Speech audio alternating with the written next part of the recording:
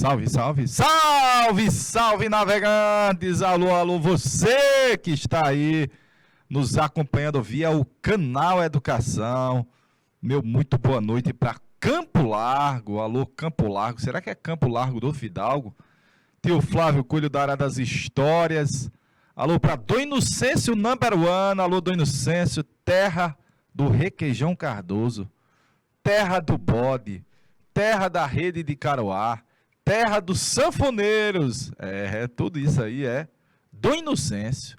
O rio Piauí, o rio que dá o nome ao nosso estado, passa por Dom Inocêncio. Alô, Elesbão Veloso, você de Elesbão Veloso, lá da escola Benedito Portela Leal, que eu tive o prazer de ir uma vez, mas meu amigo Adriano. Alô, Jerumenha, boa noite, Jerumenha. Alô, Santo Antônio de Lisboa, rapaz. Manda uns 3 caju pra nós, umas 5 cajuína. Cajuína geladinha, ó. Néctar dos deuses. Ambrósia. Ambrósia era o mel dos deuses do Monte Olimpo. Ah, papai, é cajuína, viu, velho? É cajuína tupiniquim. De boa? Olha, nós vamos começar a fazer a narrativa hoje sobre o período das regências. Período que tem o que é regência? No lugar do rei, regendo o trono, o regente. Basicamente, é o período da nossa história que nós não vamos ter rex, que nós não vamos ter rei, porque o Dom Pedro I vai abdicar do trono brasileiro. Aí são as imagens da época, viu? O Dom Pedro I vai abdicar do trono em 1831, vai pegar um barquinho e vai dizer, só lembranças, e nós vamos dizer, sai daqui, salta-moita, vai-te embora, traste. Oxe, quem está te segurando aqui? E ele vai embora. Só que ele foi embora e deixou quem no trono? Ninguém, porque o filho dele era um menino. Que menino? O futuro Dom Pedro II, que só tinha 5 anos de idade, não podia assumir. Então a Constituição dizia que na vacância do trono o país será governado por regentes. Por que é que o Dom Pedro I abdicou? Porque o país vivia uma crise econômica. Toda vez que a gente tem uma crise econômica, tem um desgaste político, por causa que o rei era autoritário, por causa que o rei estava preocupado com a sucessão em Portugal, é verdade. Morreu o pai dele, Dom João, e ele estava preocupado com os problemas lá em Portugal. Por causa que ele reprimiu a Confederação do Equador duramente, resultou na execução, fuzilamento do Frei Caneca. E perdemos a terra do Georgiano Arrascaeta. Perdemos a Cisplatina, velho. Era nossa por um certo período. Era criticado pelos liberais. O jornalista Líbero Badaró foi assassinado em São Paulo. Tio, será que foi o Dom Pedro que mandou matar ele? Não, não foi. Mas a morte do jornalista, que era um dos críticos ao imperador, não soou muito bem. E por último, o imperador era mulherengo, cachaceiro, de noitada, muitas amantes, era um RBN, rico, bem novinho. Ah, não, ele era um rei bem novinho, estava curtindo a vida. Então a sociedade criticava, meus pimpolhos. Resultou numa insatisfação, numa forte oposição, e o Dom Pedro pediu pinico e disse, só lembranças, só lembranças.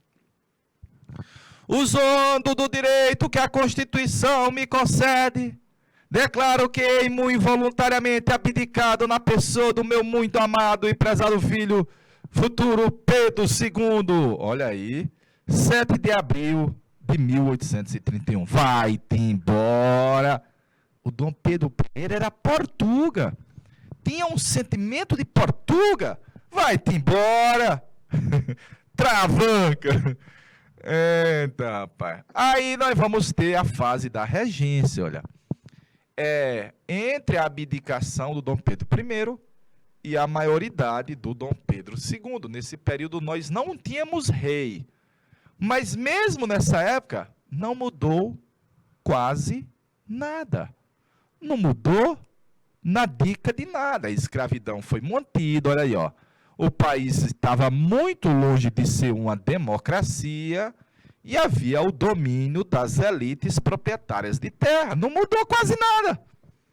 Tio, nem em relação à época que nós éramos colônia de Portugal. Não mudou quase nada. Tem que tomar nota disso daí? Não, ainda não. Aqui, galerinha, olha, nós durante esse tempo todinho fomos colônia de Portugal. Aí a família real portuguesa veio para o Brasil. Em 15, Reino Unido de Portugal, Algarve, Brasil. Em 22, independência ou morte, 7 de setembro. Aqui confirma o 7 de setembro. É o 7 de abril de 31. É nossa confirmação da nossa independência. Porque, queira ou não, quem governava o Brasil era um herdeiro do trono português. Era o Dom Pedro I, nascido em Portugal. Nós estamos narrando essa fase, olha. A fase da regência. Do período regencial brasileiro. A abdicação ocorreu no dia 7 de abril. É uma vitória dos críticos ao imperador, do Partido Brasileiro, dos liberais, e é uma derrota do verniz absolutista. O Dom Pedro I tinha um verniz autoritário. E aqui está o menino, ó, Pedrinho II, galeguinho do zóio azul, é o galeguinho do zóio azul, é o galeguinho do zóio azul, é o galeguinho do zóio azul. Então, essa fase aí que o nosso jovem imperador não tinha ainda a maioridade, nós vamos ser governados por regentes. No lugar do rei, o regente. Então, a gente está dizendo que o Brasil agora vai ser governado por brasileiros. O Dom Pedro I foi-se embora, diz que tem um filme narrando esse retorno dele, né? Alô, você de Jeromém, alô, galera de Dom Inocêncio, boa noite, Dom Inocêncio. Boa noite, Jeromém, Dom Inocêncio, Campo Largo. O Brasil regencial emancipa-se finalmente de Portugal, consolida a independência e vai procurar os seus próprios rumos. Logo depois que o Dom Pedro I foi embora, já estávamos aclamando o futuro imperador. Ele só tem 5 anos. Ele é um menino. Ele é um menino. Mas já está aí um grupo de brasileiros dizendo: nós reconhecemos Dom Pedro II, imperador Tupiniquim. Ele só não pode tomar posse. Eita, rapaz, ele só não pode tomar posse. Está aqui o Dom Pedro II com suas irmãs. Uma das irmãs do Dom Pedro II chamava Januária. Hoje é uma cidade das Minas. Das Minas. E você está vendo aí, de forma em detalhe, aí é o parlamento brasileiro. Então, na ausência do rei, não vai haver o poder moderador. Então, nessa fase aí, nós vamos ter o parlamento muito atuante. Fase da menoridade do menino imperador. Não dá para você botar esse menino aí no trono, ó. Gugu, dadá, tatá, papá. Não dava. Minha filha ontem fez 5 anos. Minha filha ontem, Marina, fez 5 aninhos. Não dá para você entregar o comando da nação a uma criança de 5 anos. Então, a Constituição afirmava que o país deveria ser governado por regentes. Essa fase da menoridade do Pedrinho consolida a nossa independência. Não tinha mais nenhuma chancha de nós voltarmos a ter uma relação, uma integração com Portugal. De forma alguma, de maneira nenhuma. 2, vai ser uma fase turbulenta, galerinha. Sem o rei, meu amigo, sem o poder moderador, sem um poder autoritário, macro, intensas disputas pelo poder. Era. Você vai ver já já quem é que estava disputando o poder. Foi uma fase de atuação muito forte do parlamento brasileiro, dos deputados e senadores, que discutiam muito sobre a temática de centralizar o poder ou descentralizar o poder. De ter muito poder no Rio de Janeiro ou garantir certos poderes às províncias. As províncias, galera. Perfeito? Aí eu coloquei. Foi uma fase de explosão de revoltas, de tentativas de revolução, O Rio Grande do Sul passou 10 anos separado do Brasil na Revolution Farroupilha. Foi um período mais próximo de o Brasil se dividir, foi nessa fase regencial. Você vai ver que a gente vai ter que chamar o imperador em 40, o Dom Pedro II em 40, porque senão o país implodia em revoltas e também a possibilidade de fragmentar-se, de dividir-se. E por último, surge um novo rei, e o reinado dele vai da década de 30. A crise de 29 atingiu o café, ele era o principal produto. Ele vai ser o principal produto da economia tupiniquim até a década de 50. É um reinado de 120 anos. 120 anos do coffee como principal produto da economia do Brasil. Perfeito? Esse slide aí eu vou pedir para a galerinha fazer o print, para printar. Alô, Lândia Delmondes, alô, você que nos assiste pela plataforma, meu muito boa noite. Sejam bem-vindos a mais uma aula de História com o tio Flávio Coelho de Oliveira, rapaz. Deixa um réu na tela, meu rei.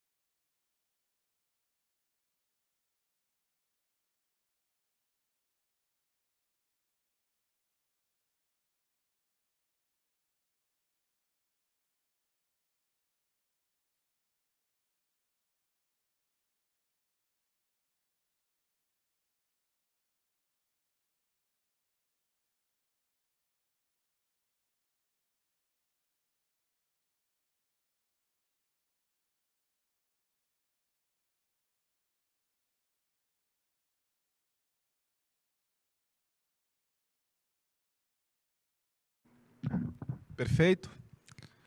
Perfeito? Olha lá, tia Valdênia. Boa noite, tia Valdênia, fazendo a interpretação na forma de Libras para você. Tia Valdênia, aqui direto do estúdio 1, né? Number 1, aqui onde tudo começou. E atenção, pela primeira vez o Brasil vai ser governado por um brasileiro. É verdade. Só que não vai ser o Dom Pedro II ainda. O país vai ser governado por regentes. Olha, nessa fase da regência, nós vamos ter uma intensa disputa política, disputa pelo poder. E eu estou colocando para você os partidos que nós tínhamos aí no início. Havia uns saudosistas. Eles eram partidários do Pedro. O antigo partido português são os partidários do Pedro. Ou partido Paulinho Paixão. Paulinho Paixão era um cantor de sofrência que a gente tinha aqui no Piauí. Excelente cantor e também um letrista, assim, monstro. Ele tem uma música que diz: volta, meu amor, e diga, por favor, o que está fazendo agora? Coladinho, coladinho. Olha, eu estou dizendo para você que eram os partidários do Pedro, ou puxa-sacos do Pedro. Eles queriam restaurar o trono para o Dom Pedro. O Dom Pedro foi embora, quase escorraçado aqui. E tinha gente defendendo o retorno dele, velho. Eram os Portuga, que haviam sido beneficiados durante o primeiro reinado. E brasileiros também, né? Defesa do absolutismo. Vem, Pedrinho, de volta, vem. O Partido Brasileiro, vou botar bem aqui, ó. Partido Brasileiro se dividiu em dois pedaços. Se dividiu em dois pedacinhos. Um liberal mais contido e um liberal mais exaltado. O liberal moderado era os chimangos.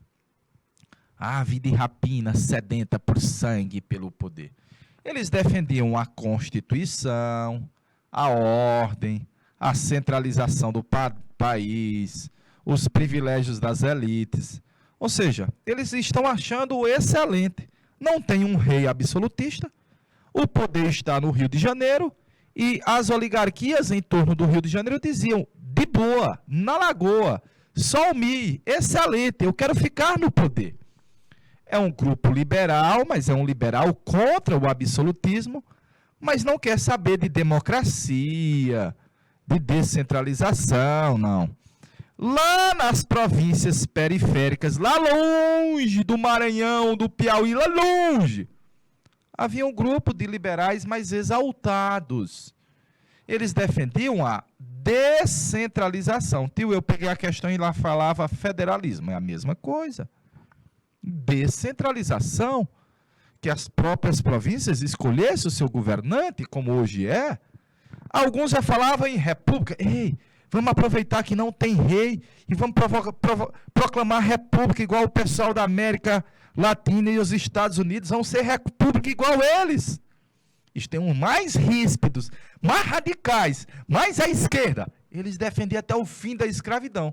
Galerinha, a escravidão só vai ser abolida 50 anos depois. E nós estamos na década de 30 e já tinha uns que defendiam o fim do regime escravista no Brasil.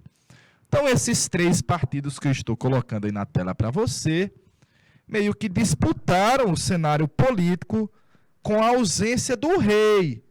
Notadamente, se não tem rei, aí você sabe, os políticos vão buscar fazer a festa. Deixa um realzinho na tela isso daí, meu rei, por favor.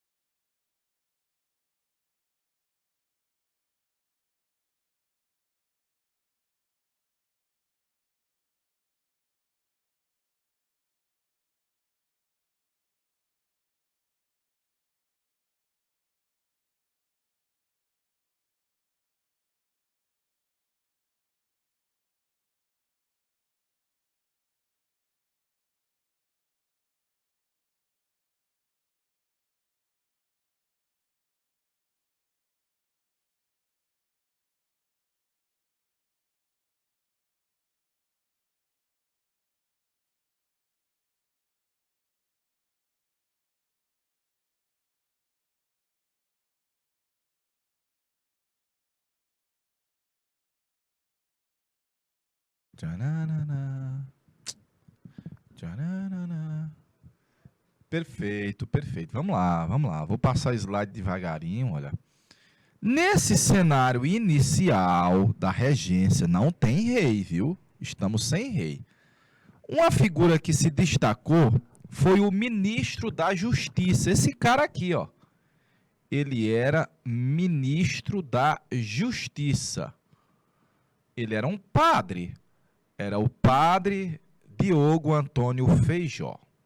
Famoso padre Feijó. E ele era um padre de verniz ideológico liberal.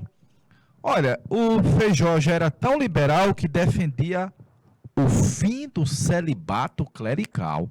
Será que alguém sabe me dizer o que é celibato clerical? Vou botar aqui o nome, ó. Você vai pesquisar aí para mim, ó. Celibato clerical. E eu estou dizendo que esse padre já defendia o fim. Será que é o quê, viu? Padre safadinho, viu? Esse daí era danadinho, viu? Olha, foi ele quem propôs a criação da Guarda Nacional. Então, a Guarda Nacional foi criada na regência, na década de 30, e é uma força paramilitar. E o que é uma força paramilitar? Uma espécie de milícia armada. Homens com jagunços. A ideia, está tendo está tendo uma revolta de escravos lá na minha fazenda no Piauí. eu não ia esperar o exército vir lá do Rio de Janeiro. Eu ia mandar meus homens reprimir, para manter a ordem. A Constituição foi dado poder de polícia aos coronéis, que os coronéis formavam seus homens. Depois os homens do coroné vão ser uma espécie de jagunços, viu? Quem são os coronéis? Os GPTE, ó, grande proprietário de terra e escravo. Tio, quem são os grandes proprietários de terra e escravo? Os latifundiários. A elite latifundiária, latifundiários. Os coroné. Olha aí, ó, os coroné. Agora os coroné, grande proprietário de terra, tinham os seus homens para fazer a segurança, se necessário o fosse. Combater as revoltas, os motins, os rebeldes. Deu poder de polícia aos coroné, a famosa Guarda Nacional. No ano seguinte, foi feita uma reforma no Código do Processo Criminal, ou Penal, é a mesma coisa. CPC, Código do Processo Criminal. Eu peguei uma questão e dizia só o Código do Processo, tá? A mesma coisa. Primeiro, que o juiz agora vai ser eleito a nível local. No Piauí, os coroné vão poder escolher o juiz da sua cidade, rapaz. Isso é top. É uma eleição. Os coroné vão poder escolher o juiz da sua cidade. O juiz de paz vai ser escolhido. Lembrar que não é todo mundo que vota, porque o voto era censitário, galerinha. Instituiu o direito de habeas corpus, de você poder responder a um processo em liberdade.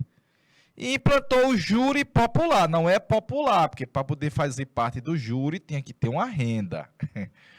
Se os escravos estivessem fazendo uma revolta, você não precisa nem julgar, porque o governo permitia a pena de morte aos rebeldes. Então, os coroné que tinham poder de polícia, com a sua força de homens, agora também tinha um aliado importante, o juiz. A impunidade vai passar a ser quase completa. Então, eu coloquei assim, ó, é o poder de mando a nível local, é o mandonismo local.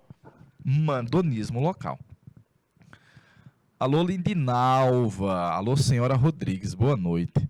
Alguém pesquisou o que é celibato clerical, galerinha? Alguém pesquisou o que se entende por celibato clerical? Eu só estou lhe dizendo que esse padre, que foi nosso ministro da Justiça, já era contra o celibato clerical. Inclusive, teve choques com Roma por causa disso. Deixa R$1 na tela aí, meu rei, por favor.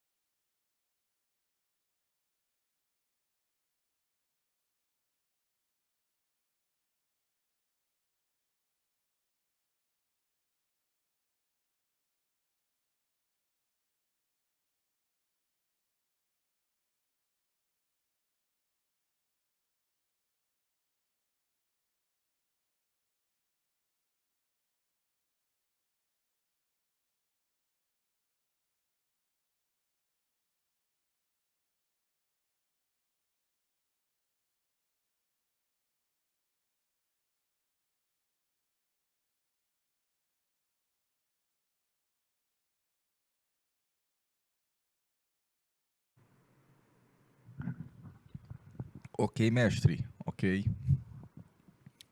Vamos passar? Essas duas reformas aí foram muito importantes, galerinha. Primeiro, você está vendo aí quem é a elite local naquela época. Era basicamente os grandes proprietários de terra. Você está vendo aí a força do poder dos coronéis. Ele tinha os seus próprios homens, notadamente para poder reprimir, por exemplo, os negros, insurretos, escravos. Chamava-se a Guarda Nacional. Eram os cidadãos soldados. Subtendes que se o coronel é cidadão, os negros que eram escravos não eram cidadãos. No ano de 34, teve uma grande reforma na nossa Constituição. A nossa Constituição a gente viu na semana passada. Era a Constituição de 24. Então, depois de 10 anos de existência, a nossa Constituição foi emendada, foi reformada. Você vai chamar de reforma, não, nem de emenda. Porque na época chamou de ato adicional. Aquilo que foi adicionado à Constituição. Então, a nossa Constituição primeira da nossa história, depois de 10 anos, foi modificada uma primeira vez. Não havia rei, então a galerinha aproveitou aí a ausência do rei. Importante, criou as Assembleias Legislativas. Olha, foi nessa época que lá em Oeiras surgiu a Assembleia Legislativa da província do Piauí, a ALEP. Ela foi criada em 1835. E foi nessa época que ela criou a Polícia Militar da província do Piauí. Nós não tínhamos, mas agora tem. Então, as Assembleias Legislativas vão poder legislar sobre cargos, salários, algumas medidas a nível local. Eu estou dizendo para você que é uma certa autonomia para as províncias. Tio, por que é que a gente não pode dizer que era autonomia por completo? Porque ainda quem nomeava o governador lá do Piauí, de São Paulo, do Amazonas e do Rio Grande do Sul, era o poder central no Rio. Então, o povo daqui não escolhia o governante daqui. Não é como a atualidade, que a gente tem eleições e o estado do Piauí goza de certa autonomia, fazendo suas leis, seus impostos. Naquela época, quem nomeava o governante da província era o poder central no Rio. Era a corte no Rio de Janeiro. O Rio de Janeiro passou a ser um município neutro na província fluminense. Então, a capital da província fluminense era a cidade de Niterói, não o Rio. Era meio para que não ficar mexendo, misturando as coisas da corte, que era no Rio, com os problemas políticos da província fluminense. Foi extinto o Conselho de Estado, ele servia para aconselhar o imperador. Foi extinto. E o poder moderador foi suspenso. Ora, mas o poder moderador era de uso exclusivo do rei. E sem a existência de um rei, não havia nenhum motivo para usar o poder moderador. O Senado foi mantido vitalício. Agora, olha como era a regência. A regência agora vai ser um só regente, escolhido pelos cidadãos brasileiros no país todinho, através do voto censitário. Lembrar que para poder votar tinha que ter uma renda mínima, notadamente, um regente. Esse cara vai ser o chefe do Poder Executivo. Quem é o chefe do Poder Executivo hoje? O presidente, que é escolhido pelos cidadãos, através do voto direto, para um mandato que deve ser de 4 anos, ele vai ser o chefe do Poder Executivo? Ah, papai! Então você vai dizer que durante a regência, a escolha do regente, feita pelos cidadãos brasileiros, os cidadãos que tinham direito, né? Para ele governar o país por 4 anos, sendo chefe do Poder Executivo, era parecido com o cargo de presidente da República, olha. Velho. É muito parecido com o cargo de presidente. Por isso que você pode dizer que é uma experiência republicana. E o primeiro regente eleito foi ele de novo. Ó. Esse cara estava quase em todas aí. Ó. O primeiro regente eleito no país foi o padre Diogo Antônio Feijó. Ele teve 2.600 votos. Ah, papai! De novo, professor, ele teve 2.600 votos no país todinho. É porque o direito de voto era muito limitado, galerinha. O outro candidato, o Holanda Cavalcante, teve 2.200. E o número total de eleitores foi de 6.000. 6.000 brasileiros apenas votaram nas eleições do ano de 35. E o Feijó foi eleito para um mandato que deveria durar 4 anos. Meu amigo Rafael, autoridade nobre flamenguista, saudações rubro-negras. Deixa um real aí na tela.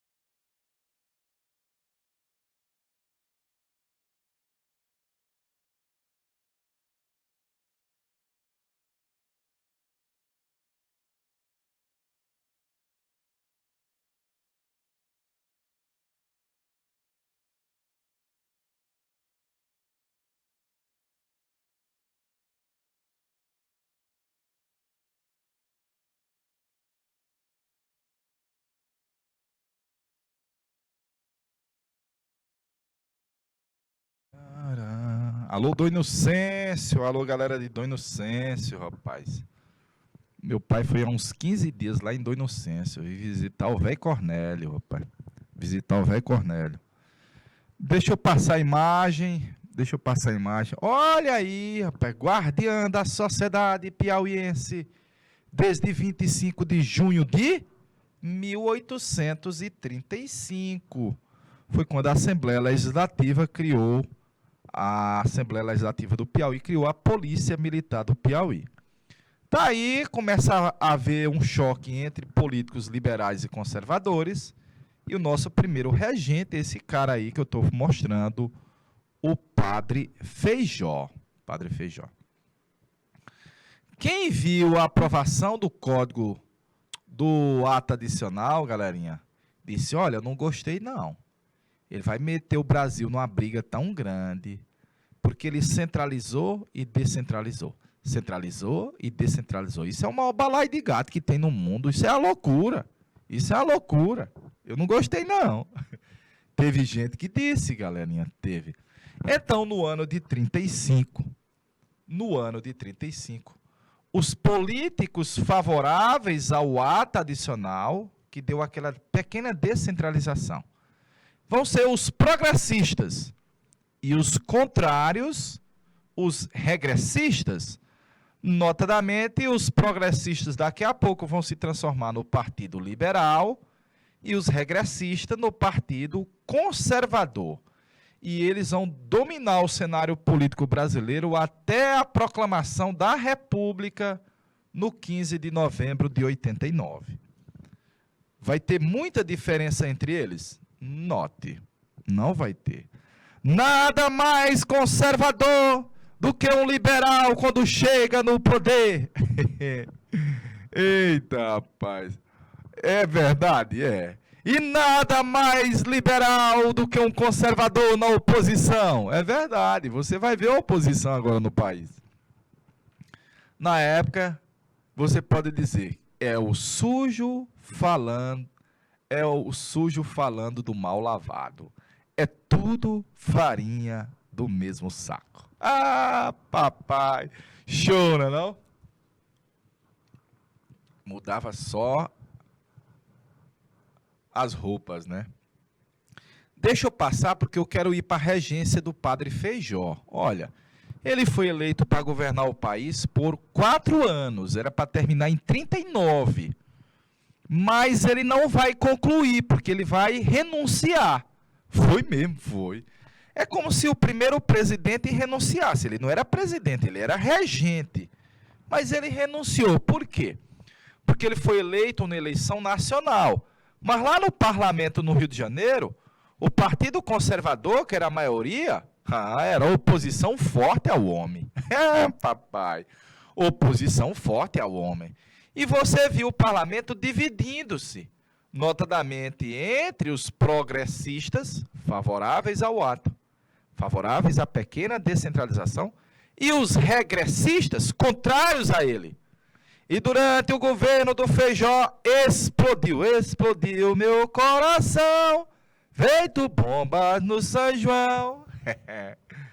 Explodiu em revoltas, mais uma penca delas.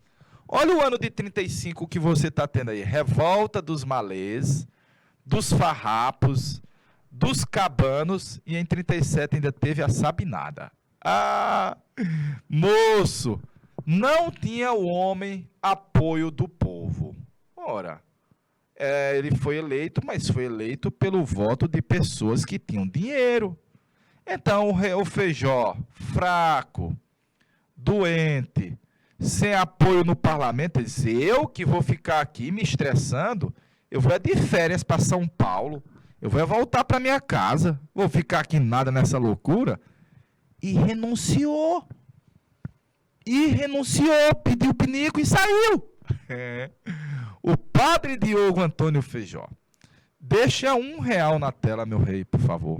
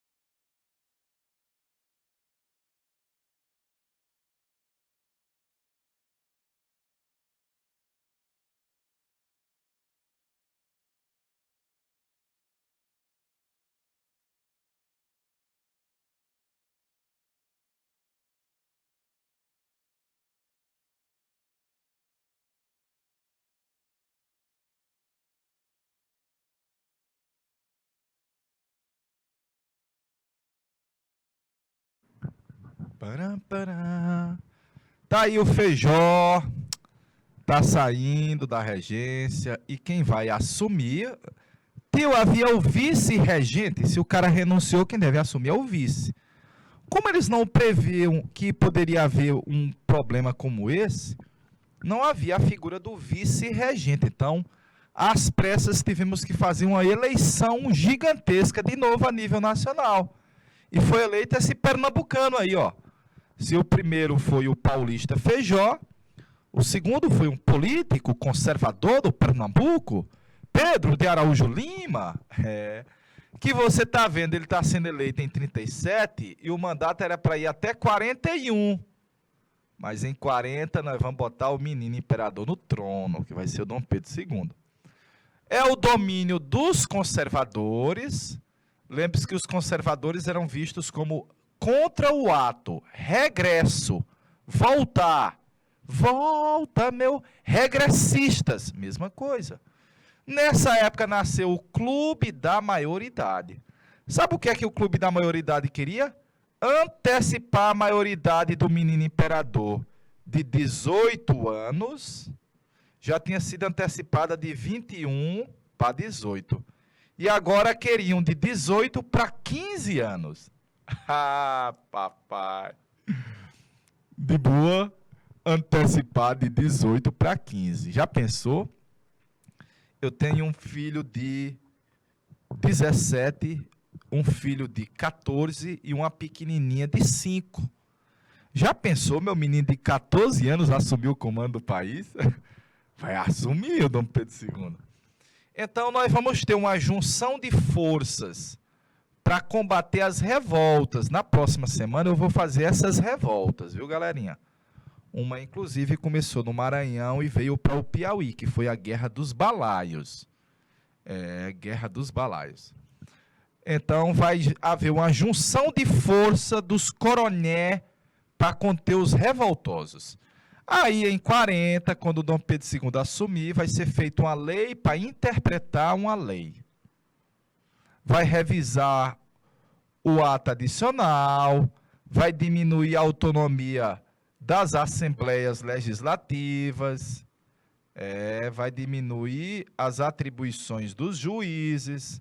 Quem vai nomear o juiz agora é o ministro da Justiça, não vai ser mais de uma escolha feita por uma eleição dos coroné.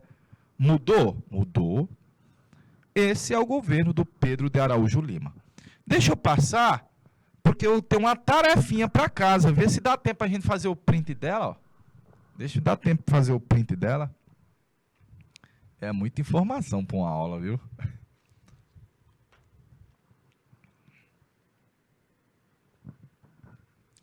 Tchananana, tchananana, tchananana, tchananana, tchananana, tchananana, tchananana. De boa. Estamos encerrando a primeira parte da aula. Eu acho que nós temos uma aula hoje sobre economia no Império. E nós vamos falar do café, vamos falar da imigração, que vai começar a chegar uma leva grande de imigrantes. Lá no quarto horário, eu aguardo você para a aula de aprofundamento. E hoje é a economia, a cafeíra e a imigração.